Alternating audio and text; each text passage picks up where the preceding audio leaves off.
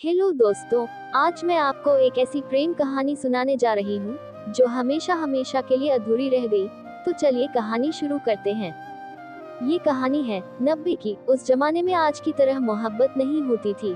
पहले बात करने के लिए लेटर पोस्ट करना पड़ता था, फोन होता था, लेकिन केबल वाला वह भी सबके घरों में नहीं होता था। सोचिए, जब आपको आपके मैसेज का रिप्लाई 1 महीने बाद मिले, कोई दुख या तकलीफ का पता तकलीफ खत्म होने के बाद चले, तो आज हम एक फोन करके सब कुछ पता कर लेते हैं। तो दोस्तों, आज हम आपको एक ऐसी ही कहानी सुनाने जा रहे हैं।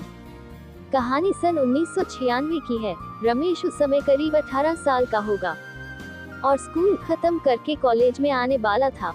उस जमाने में कॉलेज भी कम हुआ करते थे, लेकिन रमेश जिस शहर में रहता था वहाँ कॉलेज था। उस समय जातिवाद बहुत चलता था, लेकिन रमेश इन सब को नहीं मानता था, इसलिए उसने अभी तक शादी नहीं की। हालांकि उस वक्त 16 साल की उम्र में ही शादी हो जाती थी, लेकिन रमेश ने अपनी पढ़ाई के चक्कर में और उसे शादी करने का बिल्कुल मन नहीं था। उसने अपने घर में शादी के लिए मना कर दिया था कि मुझे शादी नहीं करनी है। और फिर मिली उसे हानिया। हानिया मुसलमान थी और वह पढ़ने के लिए अपने नाना नानी के घर आई थी। रमेश का घर हानिया के नाना नानी के घर के ठीक सामने ही था। वैसे तो उस वक्त लड़कियों को ज्यादा पढ़ाते नहीं थे, लेकिन हानिया पढ़ना चाहती थी, इसलिए वो अपने नाना नानी के पास आ गई। और जिस कॉलेज में रमेश ने एडमिशन लिया, उसी कॉलेज में हानिया ने भी एडमिशन लिया था। दोनों सेम कोर्स कर रहे थे और एक दिन दोनों की मुलाकात क्लासरूम में हुई। अभी तक रमेश ने हानिया को देखा नहीं था, क्योंकि हानिया बुर्खे में थी। लेकिन आगे से एक आवाज रमेश को सुनाई दी, सर, हमें ये समझ में नहीं आ रहा है, क्या आप दोबारा बताएंगे? रमेश ने हानिया को देख तो नहीं पाया, लेकिन उसकी आवाज उसे इतनी पसंद आई कि उसे हानिया को देखने का मन करने लगा। वो पीछे बैठा बार बार हानिया को देख रहा था कि किसी तरह उसे उसका चेहरा दिखे, लेकिन बुर्खे से हानिया का चेहरा नहीं दिखा। कुछ देर बाद रमेश ने हानिया को घर जाते देखा और इस बार उसने उसकी आंखें देखी। उसे हानिया से प्यार होने लगा था। रमेश उसका चेहरा देखने के लिए बेहद उत्सुक होने लगा था। रमेश रोज कॉलेज में हानिया को देखने की कोशिश करता, लेकिन देख नहीं पाता। फिर एक दिन रमेश अपने ही घर की छत पर किताब लेकर पढ़ रहा था। उसकी नजर सामने वाली छत पर पड़ी। कोई लड़की कपड़े सुखा रही होती है। अचानक से लड़की घूमती है और रमेश की तरफ देखती है। रमेश को उसकी आंखें जानी पहचानी सी लगी और रमेश हानिया को देखता ही रह गया। और फिर हानिया रमेश को देखकर नीचे चली गई। रमेश का दिल कह रहा था कि ये वही लड़की है जिसका चेहरा देखने के लिए वो कितने दिन से उत्सुक था। रमेश हाल ही में हानिया के नाना नानी के घर जाता था।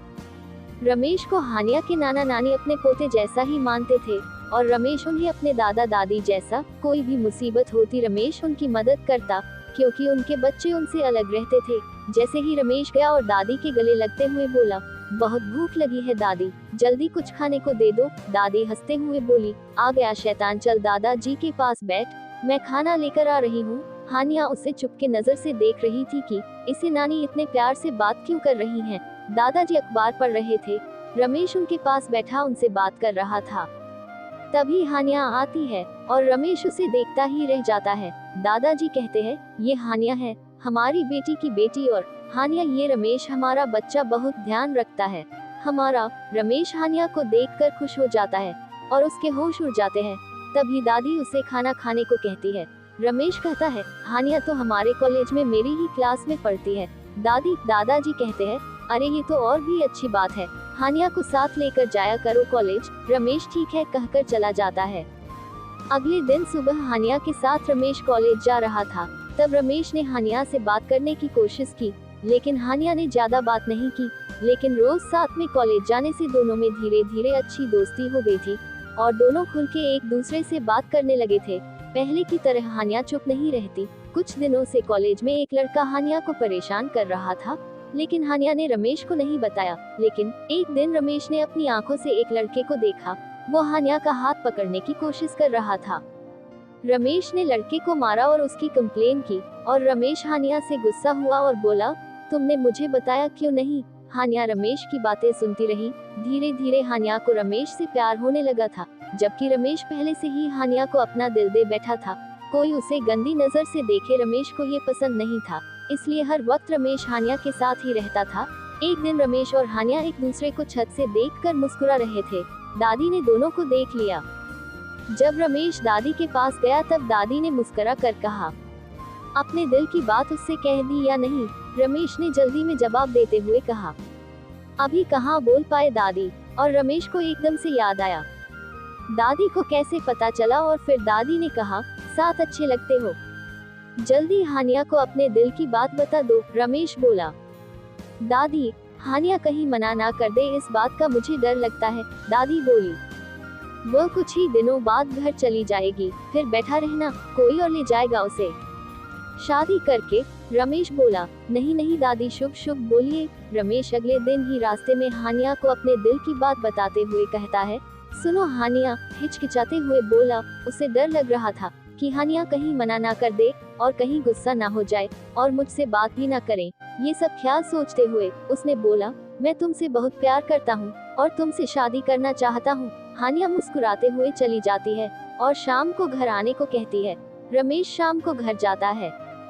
हानिया के नाना नानी और हानिया बैठे होते हैं। हानिया सब कुछ बता देती है अपने नाना नानी को। दादाजी मुस्कुराते हुए कहते हैं, तो कब करनी है शादी? रमेश और हानिया उनका आशीर्वाद लेते हैं।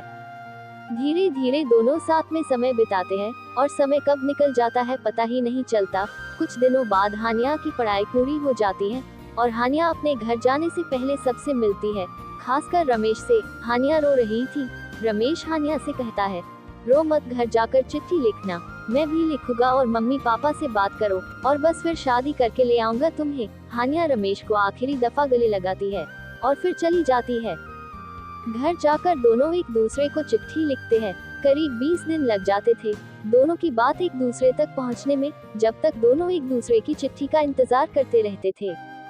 एक दिन हानिया के नाना नानी ने हानिया के माता पिता से बात की। रमेश और हानिया की शादी के लिए रमेश भी वहीं बैठा सुन रहा था, लेकिन हानिया के पिता इस शादी से इनकार कर देते हैं क्योंकि रमेश हिंदू था। लेकिन हानिया ने अपने घर में कह दिया कि वह सिर्फ रमेश से ही शादी करेगी। उस समय लड़की का इतना कहना बहुत बड़ी बात थी। उसके बाद हानिया के पिता ने एक लड़का देखकर हानिया की शादी तय कर दी। हानिया ने रमेश को खत लिखा कि उसके पिता उसकी शादी जबरदस्ती कर रहे हैं और वो कुछ करे। जब तक रमेश के पास खत पहुंचा, हानिया की शादी हो चुकी थी।